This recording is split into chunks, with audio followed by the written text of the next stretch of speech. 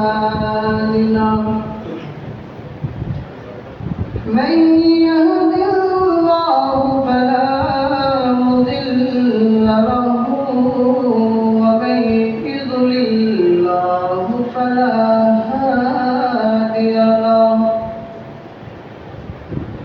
وأشهد أن لا إله إلا الله وحده لا شريك له وأشهد أن محمدا عبده ورسوله أما بعد فإن الخير الحديث كتاب الله وخير الحدي حدي محمد صلى الله عليه وسلم وشر الأمور محدثاتها وكل شر الأمور محدثة بدعة وكل بدعة ضلالة وكل ضلالة في النار وقد قال الله تبارك وتعالى في كلامه المجيد والفرقان الحميد فأعوذ بالله من الشيطان الرجيم بسم الله الرحمن الرحيم قاف والقرآن المجيد بل عجبوا أن جاءهم منذر منهم فقال الكافرون هذا شيء عجيب أإذا متنا وكنا ترابا ذلك رجع بعيد قد علمنا ما تنقص الأرض منهم وعندنا كتاب حفيظ بل كذبوا بالحق لما جاءهم فهم في أمر مريج أفلم ينظروا إلى السماء فوقهم كيف بنيناها وزيناها وما لها من فروج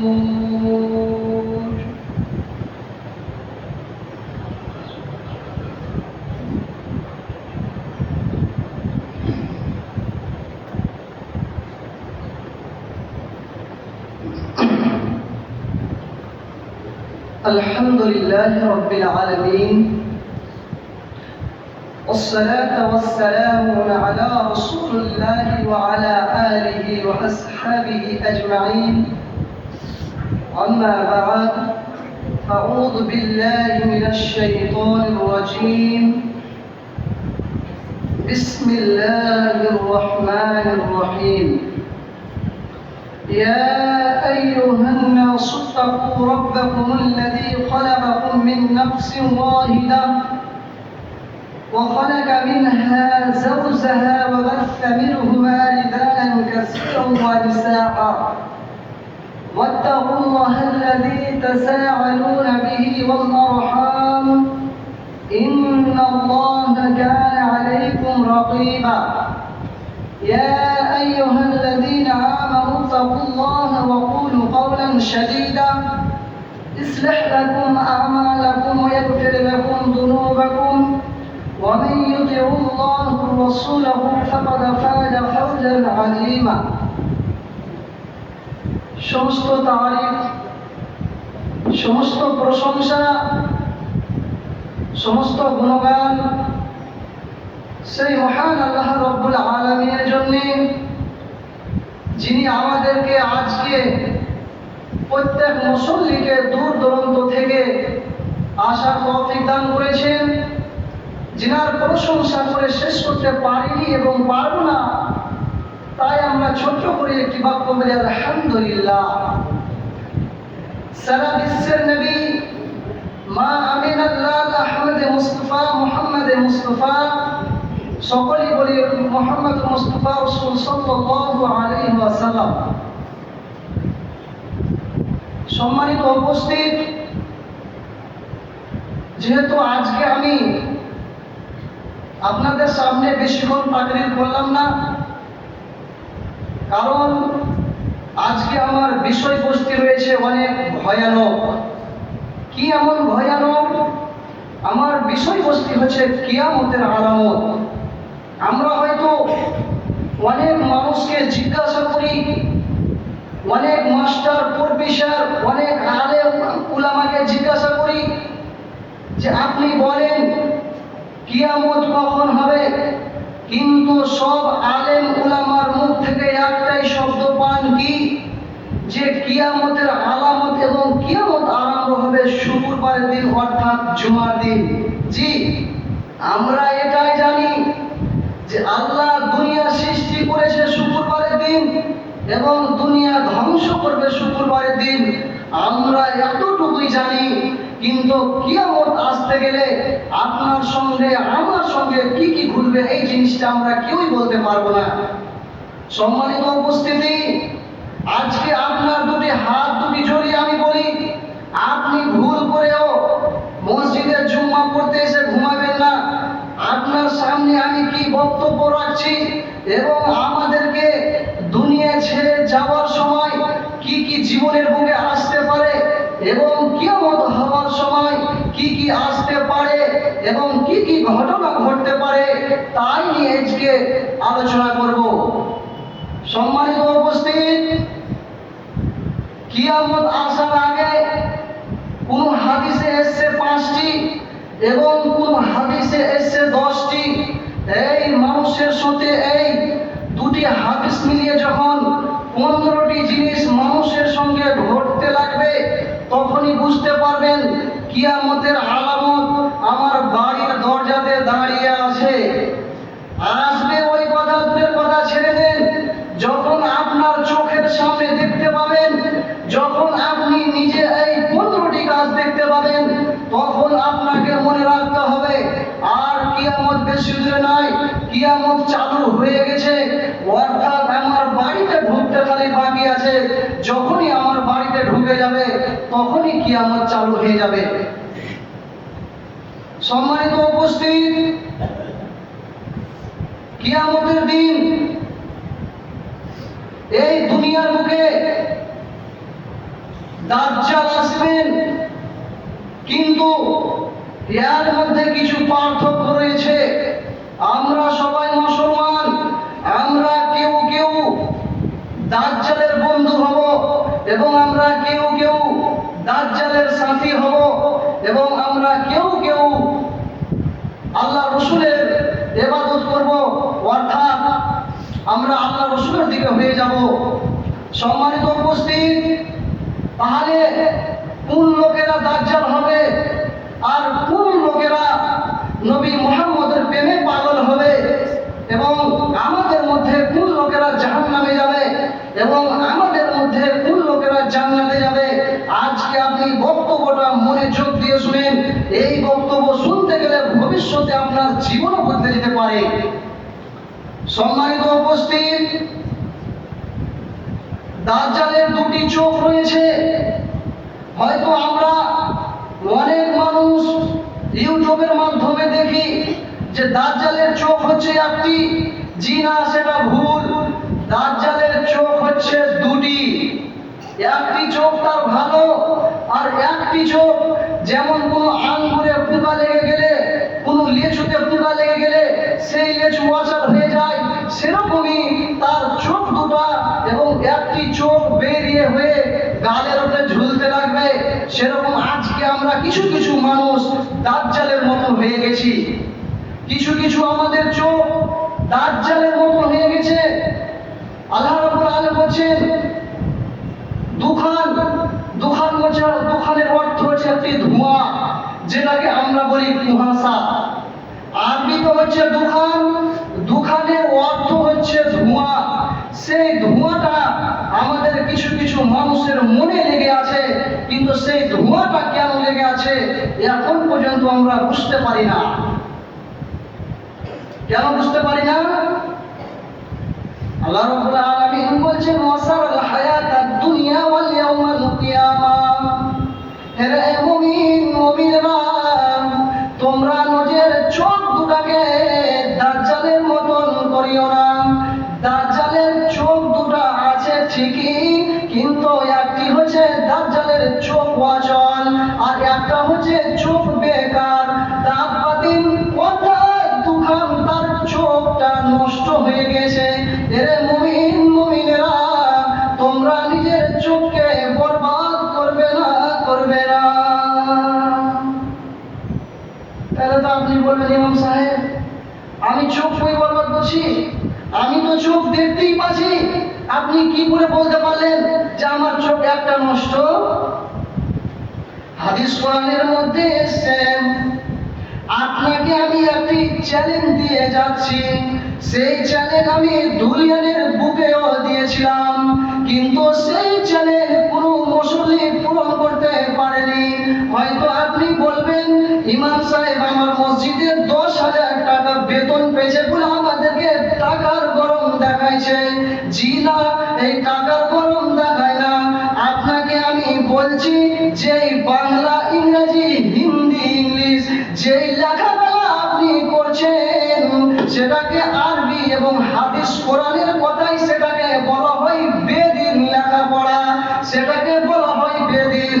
আপনি যদি একটি স্কুলের হেডমাস্টারকে, প্রফেসরকে জিজ্ঞাসা করেন, প্রফেসর আপনি বলেন চাঁদের ভিতরে কি রয়েছে, সাত আসমানের উপরে কি রয়েছে, জমিনে কি কি ঘটবে, সে কিন্তু বলতে পারবে না।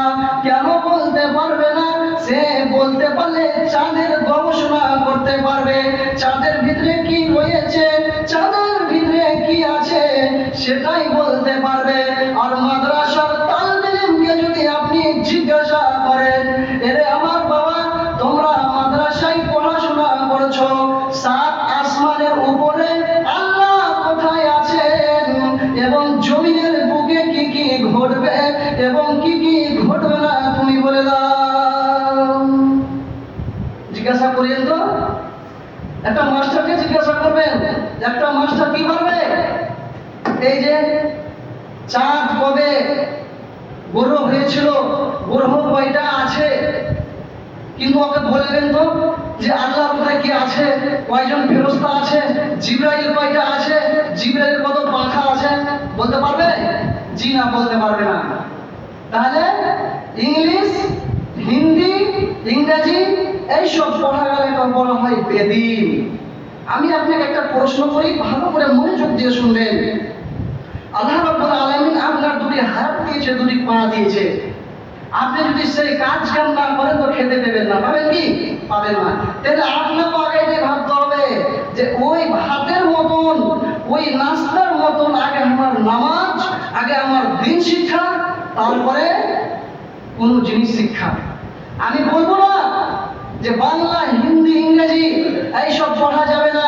পড়েন, যেমন আপনি, আপনার যদি খিদা লেগে থাকে, দুনিয়ার বুকে আপনাকে কোনো জিনিস ভালো লাগবে না, আর আপনি যদি মুসলমানের ঘরে জন্ম হয়ে থাকেন, আর আপনি যদি এই দিন শিক্ষা না করে আপনি যদি বাংলা, হিন্দি, ইংরেজি শিক্ষা করেন, তাহলে আপনার কিছুই লাভ দেবে না। একটা ঘটনা শুনবেন, আমি মনোযোগ দিয়ে শুনবেন। পাক্কা লকডাউনে 3 জন মাস্টার, কয়জন মাস্টার? 3 জন মাস্টার রাস্তার বাড়ি থেকে যখন বাইরে যাচ্ছে তখন জায়গা জায়গা পুলিশের ক্যাম্প করা আছে। পাক্কা লকডাউন, কাউকে বাড়াতে দেয় না মহামারীর জন্য। তো সেই একটা প্রিন্সিপাল, একটা মাস্টার, একটা প্রফেসর, আবার তিনজন বন্ধু লকডাউনে স্কুল ছুটি পেয়েছে, তো বলছে ভাই অনেক দিন থেকে তো বাড়িতে বসে আছি, চলো কোথায় যে একটু ঘুরে আসি। তখন একজন বন্ধু বলছে না, যাওয়া যাবে না। কেন? লকডাউনে বাড়ি থেকে বেরোতে দিচ্ছে না, ওই কারণে যাওয়া যাবে না। তার একজন বন্ধু বলছে কি, চলো না, চলো একটু বেরিয়ে আসি। বলছে কোথায় যাবা? ওই যে আষাঢ় মাসের নদীতে পানি খল খল করছে, আর ওই সাঁওতালকে যে বলছে যে চলেন চাচা, লকডাউনে তো কোথায় যেতে পারি না, ফাঁকা একটু মাঠ বা নদীটাই ঘুরবো। আর আষাঢ় মাস বুঝতেই পারছেন, অনেক বৃষ্টি হয়ে নদী ঘুরে খল খল খল খল করছে পানিতে। সেই তিনজন বন্ধু যে বললেন, ও চাচা আপনি কি যাবেন? তখন সেই নৌকার মাঝি বললে, কোথায় যাবা রে বাবা? বললে চাচা আমরা তিনজন বন্ধু লকডাউনে বাড়ি থেকে বেরিয়ে কোথায় যেতে পারি না, ওই জন্য ভাবছি আপনার নৌকাটা ধরে আমাদেরকে মধ্যখানে নিয়ে চলেন, আমাদেরকে নদীতে নিয়ে চলেন। তার কথা শুনে যখন মাঝি নৌকা ছাড়লো, তখনই বাঁধের কাজকার অর্থাৎ নদীর ধারের কিছু গাছ গাছালি সেই পানিতে ঢুকে গেল। আর পানিতে ঢুকে যাওয়ার পরে সেই সেই মাঝিকে বলছে তিনজন ব্যক্তি, সেই মাঝিকে তিনজন ব্যক্তি কি বলছেন? বলছে চাচা তুমি কি ইংরেজি জানো? বলছে না আমি জানি না। তুমি কি হিন্দি জানো? না আমি জানি না। তুমি কি ইতিহাস জানো? না আমি জানি না। তুমি কি ম্যাথ জানো? না আমি জানি না। তুমি কি ভূগোল জানো? জি না আমি জানি না। তখন তারা তিনজন মিলে হাসতে হাসতে বলছে, চাচা রে তোর জিন্দগিটার 1 টাকাও মূল্য নেই। জি, উস মাঝি বলে নৌকা চালাই বলে আমার জিন্দগিতে একটাও মূল্য নেই। তখন মাঝি ফ্যাট ফ্যাট করে হাসতে হাসতে বলছে, বাবা আমার জীবনের যদি 1 টাকারও মূল্য নাই, কিছুক্ষণ দম ধর, কার জীবনের মূল্য তখনই বুঝতে পারবি যখনই এই কথা বলে দেয়। তখন পশ্চিম দিক থেকে একটি এমন ঝড় উঠলো, এমন ঝড় উঠলো, সেই ঝড়ে নদীর ধারে যত বাড়ি গাড়ি ছিল সব পানিতে পানির আঘাতে নামিয়ে নিল, অর্থাৎ কেটে নেমে গেল। আর পশ্চিম দিক থেকে এত কালো অন্ধকার মেঘ উঠে গেল, এত কালো অন্ধকার মেঘ উঠলো, বেলা 12টা বাজছে, সেই মেঘ দেখে মনে হচ্ছে সন্ধ্যা 7টা বেজে গেল। তখন মাঝিকে বলছে সেই তিনজন বলছে, ও মাঝি বাবজি আপনি বলেন সে নৌকাটা ডুবে যাবে নাকি? সেই মাঝি বলে কিছুই বলে না। যখনই নৌকাটা ডুবো ডুবো হয়ে আছে, তখন বলে বাবা তোমাকে আমি একটা কথা জিজ্ঞাসা করব। বলেন বলেন বাবজি কি বলছেন বলেন। কে এই কথাটা বলছেন? তারা তিনজন ব্যক্তি বলছেন। বলেন বাবজি কি বলছেন বলেন। তুমি কি ইতিহাস পড়তে জানো? কাকে জিজ্ঞাসা করছেন এই কথা? নৌকার মাঝি তারা তিনজনকে জিজ্ঞাসা করছে, তুমি ইতিহাস পড়তে জানো? আমি ইতিহাস পড়তে জানি না। তুমি বাংলা পড়তে জানো? আমি বাংলা পড়তে জানি না। তুমি ম্যাথ পড়তে জানো? আমি ম্যাথ পড়তে জানি না। তুমি ভূগোল পড়তে জানো? আমি ভূগোল পড়তে জানি না। কিন্তু বাবা রে তোমাকে আমি একটা কথা বলবো, তুমি কি সাঁতার জানো? কি বলছে? তুমি কি সাঁতার জানো? তখন আর মানে ভিতর শুকিয়ে গেল। তার মানে কি নৌকা ডুবে যাবে নাকি? আর যেমন এই কথা, তখনই নৌকা পাল্টি মেরে দিল। আর নৌকা পাল্টি মারার পর সেই মাঝি সাঁতার জানতে পারে এবং সাঁতার জানে বলে সেই কোন রকম করে নদীর তীরে এসে গাছের শিকড় ধরে জোরে জোরে শ্বাস নিতে লাগলো। এবং শ্বাস নিয়ে উপরে উঠে দেখছে ওরা তিনজন সাঁতার কাটতে জানে না, পানিতে ডুবে মোরে ব্যান খোলা হয়ে ফুলে ফারাক্কার ব্রিজ দিয়ে বিনা পাসপোর্টে বাংলাদেশ পৌঁছে গেল। আমার আল্লাহ এই কথাই বলছেন, তোমরা যে কোনো দিন শিক্ষা করো, যে কোনো লেখা শিক্ষা করো রে, যদি আমার দিন শিক্ষা না করো তাহলে তোমাদের পাসপোর্টও লাগবে না, তোমাদের ভিসাও লাগবে না, তোমরাকে আমি জাহান্নামে ভরে দিব। জি, তাহলে বিনা ভিসা দিয়ে আপনাকে জাহান্নামে ভরে দিবে। যেমন ব্যাংক খুলে বাংলাদেশের বর্ডার পার হয়ে গেল, সেরকম আপনাদের এবং আমাদের এরকমই পরিস্থিতি হবে। তো আরেকটি কথা কি করছিলাম, যে দাজ্জালের চোখ কি অন্ধ, কিন্তু আমাদের চোখ অন্ধ এই কারণে যে একটা চোখে আমরা বাংলা, হিন্দি, ইংরেজির দিক দেখি, আর একটা চোখে আখিরাতের জন্য এবং কিয়ামতের জন্য চোখটা কি রাখি, বন্ধ করে দিই।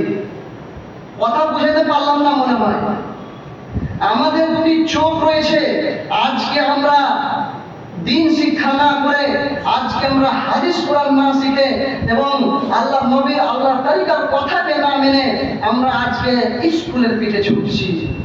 জি, আল্লাহ নবী এই কথাও বললেন, কি বললেন, ইদা দুব্বাতিল ফিল আরদ, একটি কিয়ামতের দিন একটি প্রাণী আসবে, তার পাছা দিকে আর পা দুখান উটের মতন উঁচা, গর্দনটাও উটের মতন উঁচা হবে, পা দুখান বগরের মতন হবে, কিন্তু মুখটা মানুষের মতন হবে। ওই একটি সেকেন্ডের মধ্যে গোটা পৃথিবীকে রাউন্ড দিয়ে দিবে। একটা ছেলে স্কুলে পড়ছে, স্কুলে পড়তে যায় না, মাসের মাস যায়। সেদিন ওকে একদিন মাস্টার মেরেছে, মাস্টার মেরে টেরে বলছে, মাস্টার সাহেব আপনি আমার ছেলেটাকে মারলেন কেন? এই কথা বলতে যায় না। তার 2-3 দিন পর ছেলেটা তার বাবাকে নিয়ে গিয়েছে, বাবাকে নিয়ে যেয়ে বলছে, কি ব্যাপার মাস্টার সাহেব, ছেলেটা অনেকদিন থেকে আসেনি, আর আজকালকে এসেছিল তো বাড়ি পাঠিয়ে দিয়েছেন, কারণ কি? তখন বলছেন, মাস্টার মশাই বলছে যে আপনার ছেলেকে ভর্তি নেওয়া যাবে না। বলছে কেন মাস্টার মশাই? বলছে আপনার ছেলে পরীক্ষাতে ফেল করেছে। জি, পরীক্ষাতে ফেল করেছে বলে তাকে ভর্তি নেবে না। আল্লাহ রাব্বুল আলামিন বলছেন, ওয়াল মুমিনিনা ওয়াল মুমিনাত, এরে মুমিনের দল, তুমি একটা কথা বুঝে নাও, তুমি আমার দিকে দেখিও না, হযরতে বেলাল রাদিয়াল্লাহু তাআলা আনহার দিকে দেখো। সেই যখন ইসলাম গ্রহণ করেছে, তার বুকে কতটা কষ্ট হয়েছে, কত জায়গায় মার খেয়েছে, কত জায়গায় গালি খেয়েছে। কাফেররা মুখে রড ভরে তার জিহ্বাটাকে ফুটিয়ে টেনে দিয়েছে, অর্থাৎ আল্লাহর কালাম ছাড়েনি। কেন ছাড়েনি? ও জানে আমার নবী সত্য, আমার নবীর হাদিস সত্য, আমার জান যায় চলে যাও, কোনো অসুবিধা নাই, কিন্তু আমি কলমা ছাড়বো না। আমাদের জমিনের বুকে এমন মানুষ আছে, তার মেয়েকে যদি মাস্টার মারে কোনো কথা বলবে না, তার মেয়েকে যদি মসজিদের আলেম মেরে দেয়, তাকে চিনের মতন এসে ছিঁড়ে ফেলে দিবে। আপনার জন্য নাকি ছেলে মানুষ করেছি, আপনার জন্য নাকি ছেলে মানুষ করেছি আমি, আপনি মারার মতন মারবেন, এইভাবে ছেলেকে মারবেন না। দিন শিক্ষা করতে কেউ দিবে না। এই দিনের পথে চলতে গেলে কত কষ্ট আছে জানেন? আপনাকে সবাই ছিঁড়ে ধরবে, সবাই, কিন্তু একটু ভাবে না যে আমার মেয়েটা ভবিষ্যতে কি হতে চলেছে। যেহেতু সময় হয়ে আসছে, আমি একটি কথা বলে শেষ করে দেবো, একটি হাদিস শুনে আমি শেষ করে দেবো। সেটি একটি ইতিহাস, একটু মনোযোগ দিয়ে শুনবেন। তো মুসা আলাইহিস সালাম আল্লাহকে বলছে, ইয়া রব্বুল আলামিন, আপনি দেশটাকে চালান, কিন্তু আপনি কি আমাকে একদিন চালানোর জন্য দিবেন? আমাকে একদিন রাজত্ব করতে দিন, গোটা দেশটা গোটা পৃথিবীটা আমি চালাবো। কে বলছেন? মুসা আলাইহিস সালাম। এই কথাটা বলতে লেগে একটা আমার বাড়ির কথা মনে চলে এলো, ধ্যান দিয়ে শুনবেন। ধরেন আমি একদিন শ্বশুর বাড়ি যাচ্ছি, আমার একটা 3 থেকে 3.5 বছরকার মেয়ে রাস্তায় যেতে যেতে চিৎকার করে কাঁদছে। তাকে জিজ্ঞাসা করা হচ্ছে, কেন কাঁদছো? বলছে, বাবা আমি গাড়ি চালাবো। কি বলছে? আমি গাড়ি চালাবো। সে গাড়িটা দাঁড় করিয়ে সে ট্যাঙ্কির উপরে বসিয়ে ওই হ্যান্ডেলে দুখানটা কাঁচ আছে, ওই হ্যান্ডেল দুখান ধরিয়ে নিয়ে গেলাম এবং তার নানির পাত্রে যেয়ে জামা কাপড় ঝেড়ে বলছে, নানি, বলছে কি হলো রে? বলছে আমি গাড়ি চালিয়ে এসেছি। জি, বলছে আমি গাড়ি চালিয়ে এসেছি। তেমনি মুসা আলাইহিস সালাম বলছেন, আল্লাহ রাব্বুল আলামিন আপনি আমাকে দেশটা একদিনকার জন্য চালাবার জন্য দেন। কিন্তু মুসা জানে না আল্লাহর হাতে ব্রেক, আল্লাহর হাতে স্টার্টিং, আল্লাহর হাতে ক্লাচ প্লেট, কিন্তু মুসা এই কথাটা জানে না। তখন মুসাকে বলছে, আমি তোমাকে দিয়ে দিলাম, জাহাজ দিয়ে দিলাম। বসে তখন বৈশা বৈশা ভাবতে ভাবতে 1 ঘন্টা পার করে দিলে যে কোন দেশে সূর্য উঠাবো আর কোন দেশে উঠাবো না, কোন দেশে পানি দেব কোন দেশে পানি দেব না। এই কথা ভাবতে ভাবতে ভাবতে জঙ্গলের দিকে যাচ্ছেন। কোথায়? জঙ্গলের দিকে যাচ্ছেন। জঙ্গলের দিক যেতে যেতে ফেরাউনের বাবরচির জ্বালানি শেষ হয়ে গেছে, যেটা বলা হয় কাঠ। তার কাঠ শেষ হয়ে গেছে এবং একজন গরিব অসহায় ফজরের নামাজ পড়ে উনি কাঠ কাটতে গেছে, যে অনেক দিন থেকে কিছু খায়নি, কাঠটি বিক্রি করে ডাল ভাত যেটাই পাই একটু খাবো। তো ওই জায়গায় মুসা আলাইহিস সালাম যাচ্ছে এবং ওই জায়গাতে কাঠুরি কাঠ কাটছে, আর তার পিছে পিছে তার আগে আগে গেছে ফেরাউনের বাবরচি। তখন ফেরাউনের বাবরচি যে বলছে যে কাঠটিকে আমাকে দিয়ে দাও। তো ফেরাউনের বাবরচি বলছে, কাঠটিকে আমাকে দিয়ে দাও। তখন সে কাঠুরিও মনে মনে হুপ করছে, যা হোক আজকে আমাকে বাজারে যেতে হলো না, আজকে আমাকে শহরে যেতে হলো না, আমি কাঠটিকে এখানেই দিয়ে দিব। আর দিয়ে দেওয়ার পরে আমি যে টাকা পাবো সেই টাকা নিয়ে আমি বাড়ি চলে যাবো এবং বাজার সাজার করে ছেলে মেয়ে নিয়ে খাবো। কাঠুরির এই উদ্দেশ্য। আর যখনই ফেরাউনের বাবরচি সেই কাঠের বোঝাটাকে মাথায় নিয়ে নিয়েছে, হাঁটতে লাগলো, হাঁটতে লেগে বলছে, কি ব্যাপার, আপনি কি পয়সা দিবেন না? তখন ফেরাউনের বাবরচি বলছে, কিসের পয়সা? আর ওই সময় মুসা আলাইহিস সালাম যাচ্ছেন। কিন্তু ফেরাউনের বাবরচি জানে না যে মুসা আলাইহিস সালামের কত পাওয়ার আছে, খাস করে আজকের দিনটা। কারণ আল্লাহকে দায়িত্ব দিয়েছে, আজ তুই দেশটাকে নিজে চালাবি। কি বলছেন? যে আজকে তুই দেশটাকে নিজে চালাবি। তখন মুসা আলাইহিস সালাম কইছে ফেরাউনের বাবরচিকে, পয়সা দিবি? তুই চিনিস আমাকে? তখন ফেরাউনের বাবরচি, তুই কে? আর যাহা তুই কে বলেছে, তখন মুসা আলাইহিস সালামের বুকে ফেট মেরে দিয়েছে। আর যখনই ফেটটা মেরে দেয়, যখনই তার বুকে আঘাতটা মেরে দেয়, তখনই সে দুনিয়া ছেড়ে দিল। তখন মুসা আলাইহিস সালাম পশ্চিম দিকে মুখ করে বলছে, ইয়া আল্লাহ রাব্বুল আলামিন, আপনার ভিতরে যে সবুরটা আছে, আপনার ভিতরে যে ধৈর্যটা আছে, আমার ভিতরে সেই ধৈর্যটা নাই। সেই কাঠুরিকে পয়সা না দিয়ে আমি তাকে বুকে ঘুষি দিয়ে মেরে দিলাম। আপনি যদি আমাকে 10 মিনিটের দায়িত্ব দেন, তাহলে আমি পৃথিবীর মানুষকে মেরে মেরে দিব, অর্থাৎ মানুষ জানাজা পড়ে বিরক্ত হয়ে যাবে। আল্লাহ রাব্বুল আলামিন, আমি দেশ চালাবো না, আপনার দেশ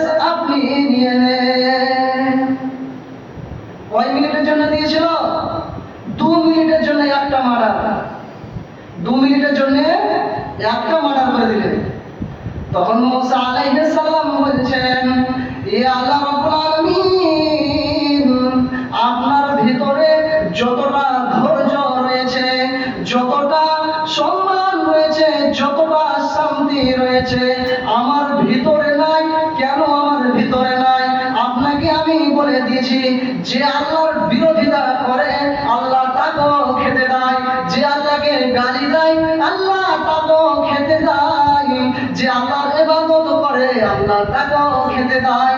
যদি আজকে আমরা ওরকম হতাম তাহলে কতই না মানুষ মারামারি এবং কাটাকাটি হয়ে যেত। যেহেতু আরেকটা হাদিস বলার চেষ্টা করতাম, কিন্তু যেহেতু সময় কাছে আসছে, তো আল্লাহ রাব্বুল আলামিন আগামীতে যদি আপনাদেরকে এবং আমাকে এই দুনিয়ার বুকে বাঁচিয়ে রাখেন, তো ইনশাআল্লাহ তাআলা সেই হাদিসটা আগা জুমাতে বলার চেষ্টা করব। যেহেতু সময় হয়ে গেছে, আমি আপনাদের সামনে কোনো কথাই বলবো না। শেষের বেলা দোয়া করি, হে আল্লাহ রাব্বুল আলামিন, তুমি আমাদেরকে সবের প্রথম দিন শিক্ষা করার তৌফিক দান করিও। আল্লাহ রাব্বুল আলামিন, তুমি আমাদেরকে হেদায়েত দান করিও, তৌফিক দান করিও। আর আমার মসজিদের মুসল্লিদেরকে আমি একটা আহ্বান জানাচ্ছি যে এই দিন শিক্ষাটা আপনি আপনার নাস্তার মতন অথবা আপনার খানার মতন করে নেবেন। কারণ যদি আপনি খানা না খান, আপনি নাস্তা না করেন, তাহলে আপনি চলা যেমন আপনার অসম্ভব হয়ে যায়, তেমনি এই জিনিসটাকে এরকমই আপনাকে করতে হবে যে নামাজ একটা আমার নাস্তা, নামাজ হচ্ছে আমার একটা খানা। তাকে যতক্ষণ পর্যন্ত না খাবো আমার জান প্রাণ চলবে না, আমার জীবন চলবে না, আমার প্রাণ চলবে না। সম্মানিত উপস্থিত, আমরা আল্লাহর কাছে এই দোয়াটা করবো, হে আল্লাহ রাব্বুল আলামিন, যে কথাগুলি বললাম তুমি আমাদের প্রত্যেককে তুমি মানার তৌফিক দান করিও। আমিন। আউযু বিল্লাহি মিনাশ শাইতানির রাজীম। বিসমিল্লাহির রহমানির রহিম। কুল হুয়াল্লাহু আহাদ, আল্লাহুস সামাদ, লাম ইয়ালিদ ওয়া লাম ইউলাদ ওয়া লাম ইয়াকুল লাহু কুফুওয়ান আহাদ। আল্লাহুম্মা সাল্লি আলা মুহাম্মাদ ওয়া আলা আলি মুহাম্মাদ কামা সাল্লাইতা আলা ইব্রাহিম ওয়া আলা আলি ইব্রাহিম ইন্নাকা হামিদুম মাজিদ। আল্লাহুম্মা বারিক আলা মুহাম্মাদ ওয়া আলা আলি মুহাম্মাদ كما باركت على إبراهيم وعلى آل إبراهيم إنك حميد مجيد. ربنا تقبل منا إنك أنت السميع العليم. والسلام على المرسلين. الحمد لله رب العالمين.